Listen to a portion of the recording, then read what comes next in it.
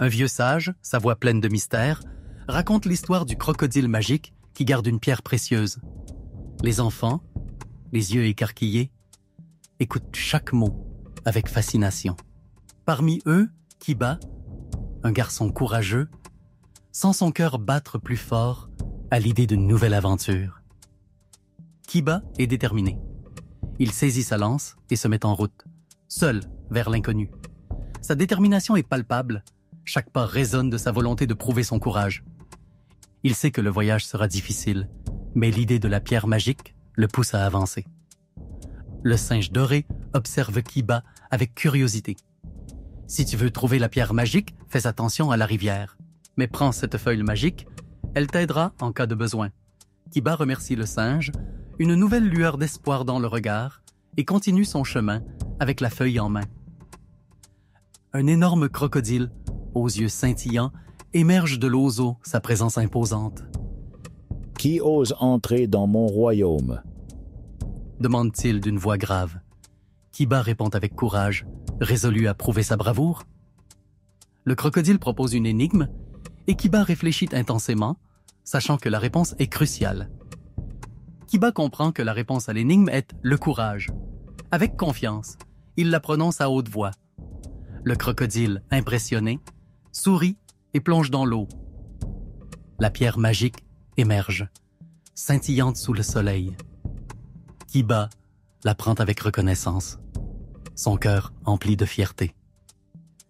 Kiba rentre chez lui, la pierre en main, mais comprend que le vrai courage réside en lui-même. Les aventures qu'il a vécues lui ont montré sa véritable force. Il sait désormais que le courage est une richesse qui se multiplie lorsqu'on la partage avec les autres. Kodjo était assis à l'ombre d'un baobab, ses yeux remplis d'inquiétude alors qu'il regardait les autres enfants jouer. Il voulait tant être comme eux, courageux et sans peur, mais l'ombre de ses craintes pesait lourdement sur son cœur. La vieille femme sage s'approcha de Kodjo, ses yeux pétillants de bienveillance et de savoir. « Si tu veux être courageux, va dans les montagnes et trouve la lionne de la sagesse. » dit-elle doucement. Kodjo marcha pendant des jours, son cœur battant au rythme de ses pas. Chaque souffle de vent semblait murmurer des encouragements, alimentant sa résolution de trouver la lionne de la sagesse. Kodjo s'arrêta devant la lionne, sa voix tremblante mais résolue. « Grande lionne, je veux être courageux. Peux-tu m'aider? » La lionne répondit avec un sourire mystérieux. « Le courage est déjà en toi, mais tu ne le sais pas encore. Voici un défi.